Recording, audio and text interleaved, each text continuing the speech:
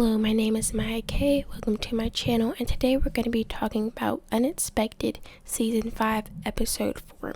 And in the beginning of the episode, we start off with Tiara and Dee. Tiara is in Kentucky with her daughter Ella and also her sister Tara and her mom, getting ready to go to her doctor's appointment because she cannot go to her doctor's in Maryland because she lost her social security card, like I said in the previous video before. I don't know if you watched it or not, but if you haven't, you definitely should. And they kind of just do an overview of what she's been going through, so there's really not too much to that. But going on to Tiara's doctor's appointment, her and her mom are on the way to the doctor's, and Tiara says that she's worried because she's been having Braxton Hicks, which Braxton Hicks are fake contractions getting you ready for the real ones.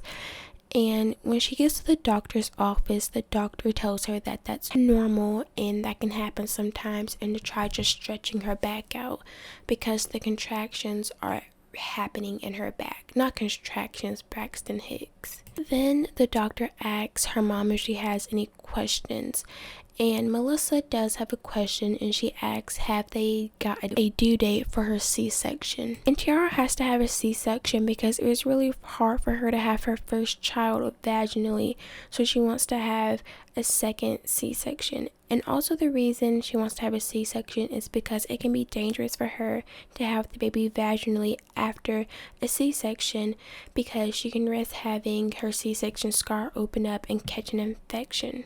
And she hopes it's not too late to schedule a C-section in Maryland because that's where she's going to have the baby. And her mom says in the confessional that this is selfish, but I want her to have the baby in Kentucky so I can be there. Which I can see how that can be selfish, but at least she knows that the baby has to be born in Maryland, and it's just very unrealistic for her to have the baby in Kentucky. So I feel like you can be wishful for something, but also coming back down to earth and realizing that, that's just not possible. But that also is her daughter and her grandchild, so I could understand why she would feel that way. Going back to the scene, Tiara also has low iron, which can be dangerous because you can go into early labor. And she was taking iron pills, but they were making her extremely sick, and she has to take care of a toddler, so she cannot be extremely sick all the time. Then on top of that, Dee works for 48 hours, then he's off for 48 hours, so he'll work for 2 days straight, then get off for 2 days straight. So she does not always have the help that she needs, so she cannot just always be sick. So hopefully going into labor and having the baby goes smooth for her. Next, we move on to Emersyn and Mason. They are attending a birth class to gain knowledge about labor and having a child, which Emersyn's mom and stepdad have given her some knowledge since she does have a little brother, which I forgot his name, but hopefully I will put it up on the screen and you can figure out what it is for yourself. And while they're in the birthing class, the birthing teacher has this chart, and it's like the dilation of a cervix, and the cervix has to dilate 10 centimeters to push out the baby. It's also going to thin out, which on the chart it has like small holes that gradually get bigger. And I already had a reason of why I did not want to have children, but this is really just my 13th reason why.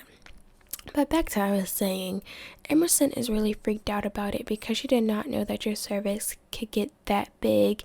And also in the confessional, she talks about how she doesn't want Mason in front of her and she wants him behind her because she thinks it's weird to have him watch her push out a child. But Mason wants to experience the whole thing and really wants to be present and in the moment.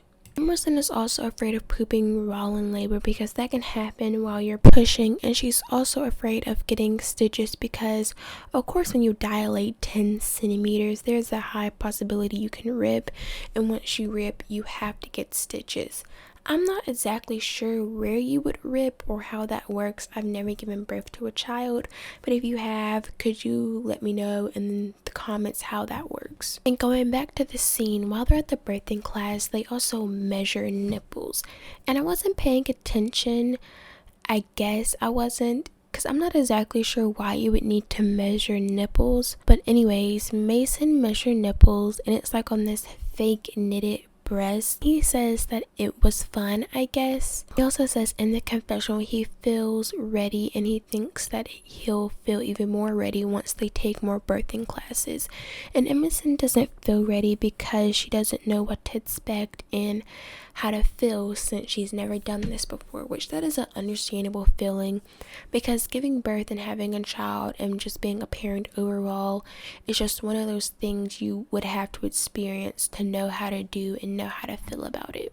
Which Emersyn doesn't believe Mason is ready either, which I can understand that since neither of them have been parents and they don't know what it's like. And going back to the scene, Mason asks the birthing teacher if men can latex, which meaning breastfeed a child if the mother is not around or cannot give milk to the child, which is what Emersyn told him, and he was just asking because he wasn't completely sure.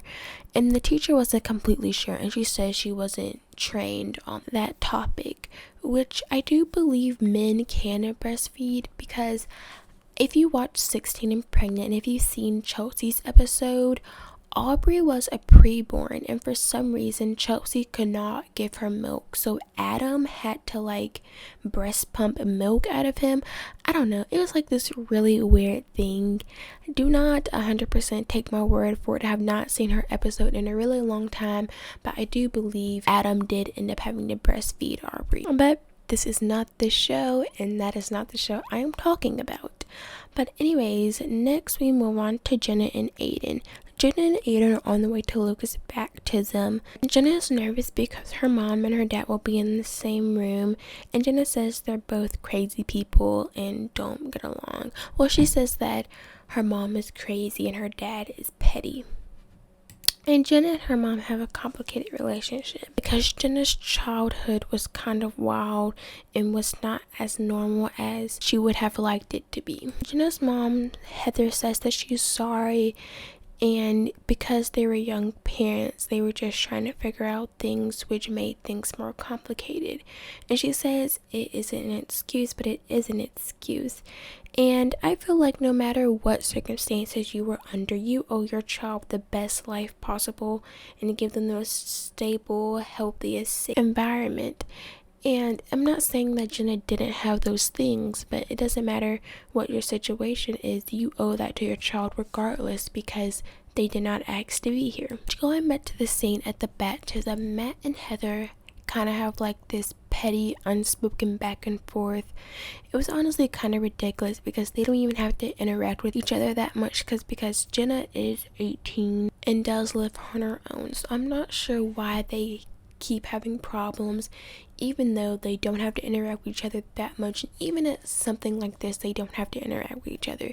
They don't even have to look at each other for all that matter. In the confessional, Matt talks about how Heather wanted to push Jenna away from him by encouraging them to move out and live on their own. Also because the fact she could not stand the fact that he would see Luca every day and she wouldn't.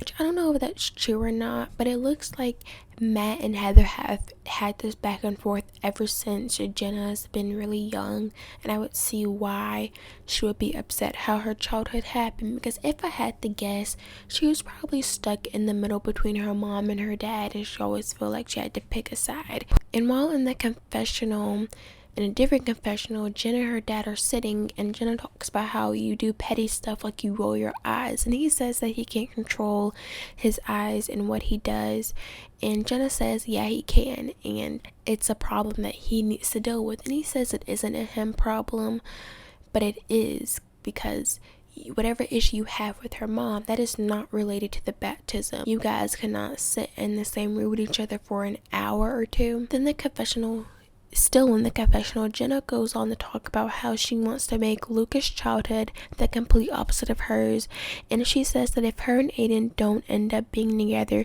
she still wants them to have a good co-parenting relationship and not hate each other and make things difficult for Luca. And I think why is because that's what she experienced with her own parents, and it was really traumatic for her and difficult. Next we move on to Lily and Lawrence. Lily, Lawrence, her mom, and her stepdad are in the kitchen talking about moving and how stressful it's gonna be. But Lily has already packed up all their boxes, and Lawrence is going to do the heavy moving and stuff. Lawrence is exhausted because he just started a new job and he has long commute hours. And the plan is to have Lawrence's friends come the night before with the truck, and they put all the boxes, furniture, and tables in the truck the night before. Then in the morning, his friends come back and drive the truck, and they all unpack the new stuff at the apartment so they can just get it all over with within 1 to 2 days. Then they go on to talk about the type of truck they need to get. And Lily wants to get this really big truck, the biggest truck that the rental place has to offer. But everybody does not think that's a good idea because it'll be like driving a school bus. But like I said, they're trying to avoid making 2 trips and just wanting to get this over with all in 1 day. Lily's stepdad can't help because he has to go to work in the morning, and he also has a trip to Tennessee. And I'm not sure if the trip to Tennessee is what he's doing for work or if that's what he's gonna do after work. I don't know, I'm not completely sure. But the point is that they have limited help, so they kind of have to figure out what they're going to do, even though they do have figured out what they're going to do. But of course, plans change according to what happens that day. In the confessional, Lily says that she is 100% sure that Lawrence will have a meltdown. And Lawrence technically agrees to that, saying that it will depend on the situation. And the reason why he gets upset is because he hates having to explain himself, and then when people talk over him while he tries to explain himself, he gets even more upset because he just wants people to just sit and listen. But Lily says that he's not really explaining himself, he just starts cursing and getting upset and yelling. And Lily says that she doesn't deal with it. So I can definitely see how things could go in an uproar, but hopefully it will go smooth for them. Next we move on to exhausting Kylan and Jason. Jason's cousin Lizzie brings over baby clothes and stuff when the baby gets here. And Kylan says that she views Lindsay like a sister because she's always there for her, and especially she's gonna need her now since she's having the baby, and she can get advice from her because Lizzie has her own son. And of course, Jason being Jason, he doesn't think Kylan needs any of this, but in reality she does. And he's also just really jealous of the fact that she's getting stuff and he's not, even though he technically is getting stuff because this is stuff for his child. That's a gain for him and his child because now it takes some of the burden off of having to make sure the baby has all this stuff. But I don't think he even has a burden to begin with because he's probably not realistically thinking about what the situation is about to be. Then they introduced Lizzie, and Lizzie and Jason grew up like siblings because Jason doesn't have any siblings. So I'm really curious of how like they grew up like siblings, but Jason turned out like a spoiled brat. I don't know. Well, they do have 2 different parents, so 2 different parenting styles. Then going back to the scene, Lizzie talks about how Kylan's gonna dilate and her cervix is gonna get really big. And Jason thinks that she's over exaggerating even though she isn't. And he's just being really annoying because we literally just saw in one of the scenes with Emersyn and Mason that the cervix gets really huge to push out a child. So he's just really being clueless. Then Lizzie says she has something for them, and Jason says, is it for both of them? And she says yes, so he gets out of his feelings. It wasn't the gift that they were expecting because she brings them this fake baby that cries and it does everything that a real baby would do. Jason thinks it's stupid because he feels like he's prepared to have a real baby because he does well with kids, and he says that babies look at him and interact with him. But babies will literally interact with almost anybody, besides people who give them like really bad and off vibes. Anyways, they start practicing with the baby, and the baby starts to cry and do things that babies would do, and Jason automatically gets annoyed and wants to take the batteries out, even though once you have a real baby you can't do that, and you actually have to figure out what the problem is and fix it, and then go inside the house and practice more with the baby. And Kylan is doing really good. She's learning how to swaddle the baby, how to hold the baby, how to get the baby dressed without the baby crying. Then they hand the baby to Jason, and he like puts the baby on his lap and doesn't support the head or anything like that. He says he doesn't care about it because it's not his real child, and he says once his child does get here he will care more.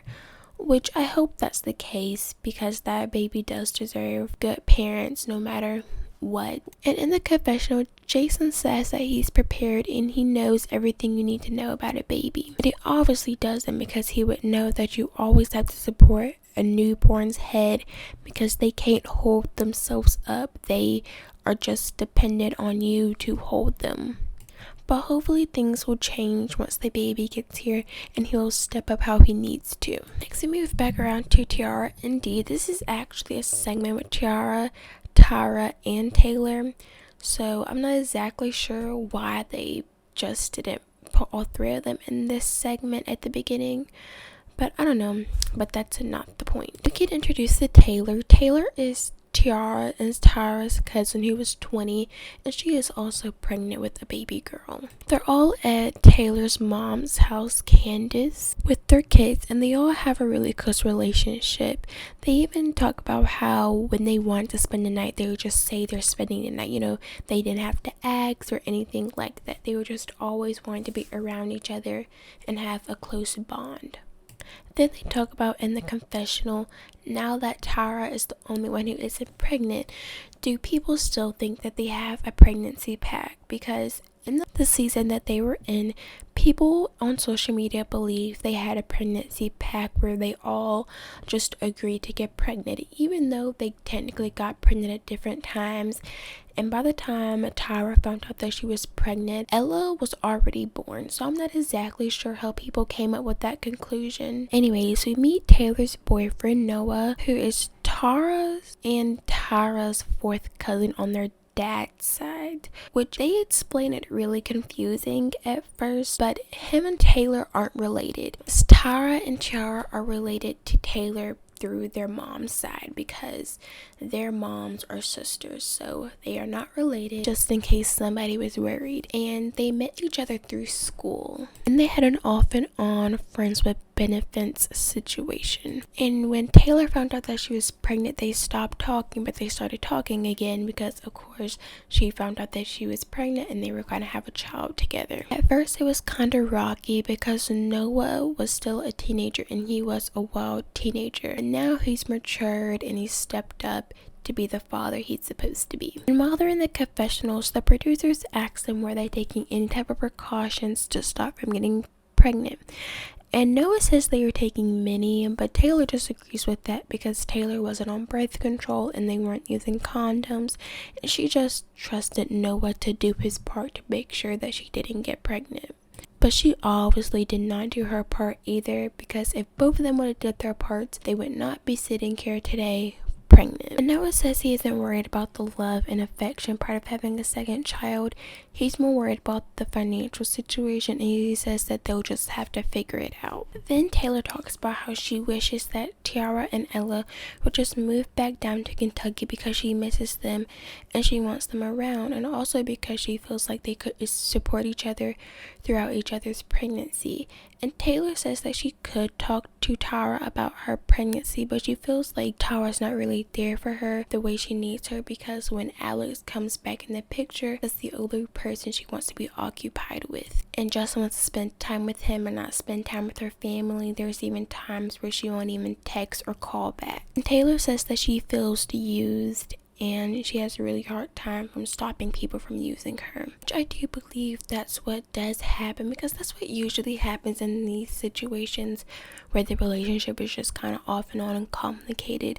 Once they're together, that person has their undivided attention, but when they're not together, that person wants to spend time with their family and be occupied with other things in their life. And lastly, we move on to Lily and Lawrence. It's the day of packing and moving so they can get all their stuff in the apartment by tomorrow. And Lawrence comes in the room and says that Lily never told him that his friends were supposed to be coming today and helping them pack up the truck. And Lily and her mom says that they've been telling him this for weeks at this point and that he should know this, but he swears up and down that they never said anything about that. Going to the confessional, he says that if they did say something about it, they were probably lecturing him and he wasn't listening. But Lily says that they weren't lecturing him and they were just giving him the game plan on what was going to happen. And going back to the scene, Lily's mom talks about how they need boys and stuff to get all this heavy stuff, and Lawrence says he's got it and he's got it all figured out and he's gonna do what he needs to do. In the confessional, Lily talks about how she's aggravated because he was supposed to tell his friends, but Lawrence says that where are your friends? Because Lily's friends were supposed to come and help out, but they could not make it for either two reasons. They either just didn't want to come or they actually had plans. Lily says no matter what the situation was, they just could not come. Then Lawrence says that she always has to stand her dominance. Even though I'm pretty sure it's the case with him, because I have yet to see Lily just be over aggressive with him and just yell, scream, and do all of that. But that was pretty much the end of the episode. And I give this episode a 10 out of 10 simply for the fact that I did not have to see Kylan's and Jason's segment twice in a row, and it was a one and done. That is a win in my book, and I hope you all enjoyed this video. Sorry if this video was a little shorter or